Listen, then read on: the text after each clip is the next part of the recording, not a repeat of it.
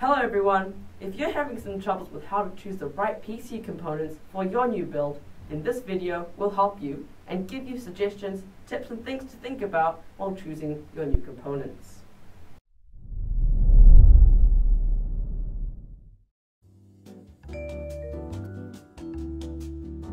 The first step to building your PC is to choose a suitable case to put it all into. To choose a case, you need to think about three major things.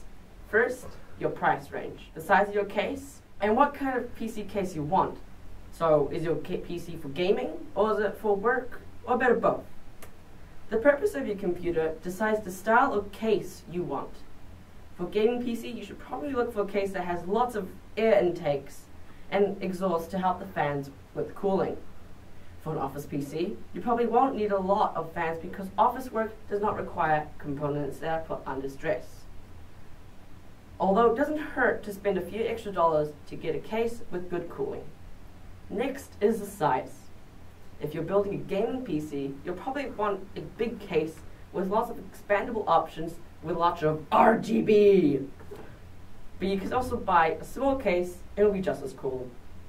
One of the most important things about choosing your case is your price range.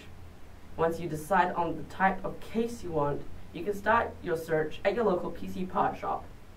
It's good to buy your parts locally so you don't need to pay lots of extra money for shipping, where you could just drive to the store and pick it up.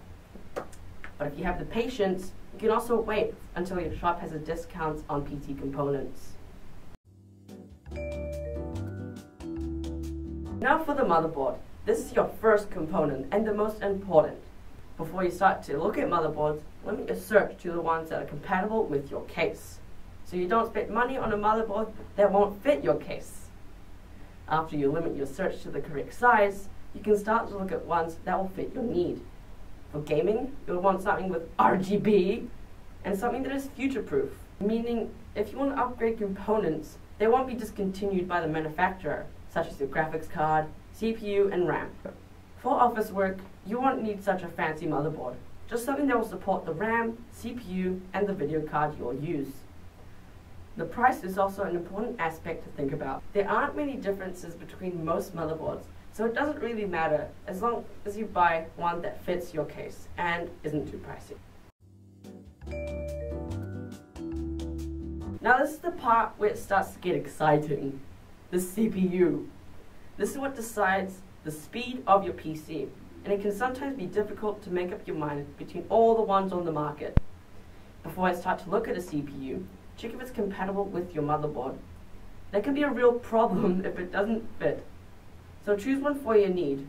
For gaming, you will obviously need a CPU that can handle intense gaming for hours at a high clock speed. For example, 4 GHz will be fine. For a work PC, you probably aren't looking into upgrading it every year, so you can get an older CPU for really cheap on eBay. But if you're looking for a long-term gaming PC, you'll probably want to get new parts so that they'll last longer. Plus, you don't know how the previous owner has treated the CPUs and other components. If you're a gamer, then the GPU will most likely be your favorite component. For someone who will use their computer for work, non-gaming PC, just an ordinary low-end graphics card will do. So before you start looking around for graphics cards, make sure that you check if your card is compatible with your case. If you have a low-profile case, like this one on screen, then get a low-profile graphics card like the one also showing on screen. Many people don't know what to look for when it comes to choosing your graphics cards. You have so many brands like Gigabyte, EVGA, and AMD. These guys basically do the same thing and have their own pros and cons. It really depends on your price range and your preference. If you don't have any Ethernet outlets in your location of the PC, you can either buy a long Ethernet cable, but who wants to run an Ethernet cable through their house? If you don't want a long Ethernet cable running through your house, then you can buy a Wi-Fi card. It just plugs into the motherboard's PCI slot and you can wirelessly connect to the Wi-Fi.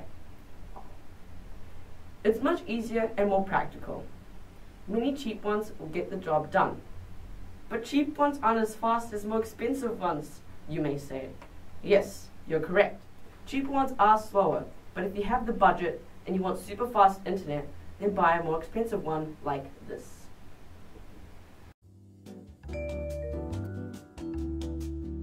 When you chose your case, it most likely did not come with a DVD drive pre-installed. DVD drives are handy for installing Windows and watching DVDs. Plus, if you have games that require DVD drives, this will also be needed. Cooling is a very important part of a PC. It is what cools the air inside of the PC, so it helps to further cool the components. Depending on the case that you decide to buy earlier, it might have come with fans or would have come with places to put fans. I suggest buying a case with fans built in because it just makes things cheaper. If you aren't buying a case with pre-installed fans, then there are a few things to consider before purchasing any fans. First again is the purpose of your PC. A gaming PC needs good cooling because the components get much hotter than a work PC. So you'll need to get fans that will intake and exhaust air fast enough. Another cool thing to consider is having LEDs on your fan. For people who want to show off their amazing build, they can buy fancy fans that have LEDs in them, so they can glow red, blue, or any color of your choice while they're spinning around. Don't forget to check if the size is compatible with your case, or your fan might look like this. Not only does it look bad, but it leaves space for dust to make its way into your case, which may cause components to short out and die. RIP. Most modern cases use 120mm or 140mm fans. If you're buying components online, the fan configuration of your case should be in the description or on the manufacturer's website. Most components have their own cooling systems. Graphics cards and PSUs have their own fans to keep them cool. Motherboards usually don't have fans cooling it, but they do have heat sinks attached to them. Heat sinks distribute heat. When you buy a CPU, it usually comes with a stock cooler. However, that cooler does work well, but only a light stress and not for intense gaming. For gaming, you can get a very epic Cooler Master CPU heatsinks for around $180 NZD. But that's quite expensive. You can get water cooling kits brand new for around $250. It all depends on what you need it for. A good heatsink for a CPU will be able to run at high stress level at quite a high temperature, but for better games and more overclocking, you should look into water cooling. In the end, air and water cooling are great ways to cool your CPU. It really depends on your budget. For your computer, you'll need to have somewhere to store all your files and operating system. I would recommend both a 1TB hard drive to store all your games and files, and a 120GB solid state drive to load your operating system onto for faster booting times. Having this configuration means that you can expand the amount of hard drives in your case without needing to transfer files from one hard drive to another. Now we can talk about power supplies, also commonly known as PSUs. A PSU is a box that sits inside your PC case and supplies power to all of your components. When finding a PSU for your build, it's always good to check its 80+ rating. An 80+ rating is simply how energy efficient your power supply is. There are 5 levels of power efficiency. The least power efficient is bronze, then silver, gold, platinum, and the most power efficient is titanium. If you still don't know which PSU to choose, I recommend going to Artificial Power Supply Calculator, links in the description. You can choose all of your components, click calculate, and it will tell you the power supply that you will need. Once you're happy with all of your components, you can start thinking about your monitor. Your monitor displays video and graphic information generated by your video card. You should make sure you're using a decent monitor. You may even consider a 4K monitor if you're super rich. If you're thinking about getting more than one monitor, then you can purchase a monitor stand for all of them. But it's highly likely that you blew your budget on all your components. That's okay, because you can buy the cheapest monitor, use it until you save enough money to buy one that you would like, sell your current one, and buy your dream monitor. Easy.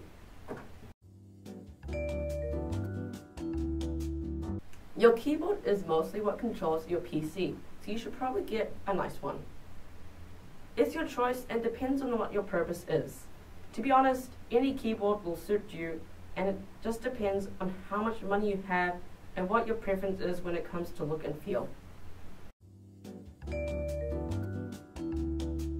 Your mouse is also what mainly controls your PC. For normal office work, basically any mouse with all the basic functions will do the job. But for gaming, you should get something that looks cool and also has extra macro keys, so it makes life easier while gaming. Macro keys, by the way, are programmable buttons that carry out sequences. Buying a mouse will also depend on your price range and preference. When you buy a CPU, it usually comes with a stock air cooler. That works alright. It usually comes with thermal paste pre-applied, so it's not too difficult to install. If you buy an aftermarket CPU cooler, chances are it did not come with thermal paste pre-installed. Some manufacturers might include a tube of thermal paste, but this still means that you'll need to apply it yourself. While applying it, don't use too much, or it will go everywhere into your CPU socket and motherboard, and everything will explode. Just joking. Put a small blob about the size of a grain of uncooked rice, and that will be more than enough to take up the space between your CPU cooler and the heatsink and the CPU itself. So thanks for watching this how to choose components video. Be sure to like and subscribe, comment if you have any other video suggestions, and we'll see you guys in the next video.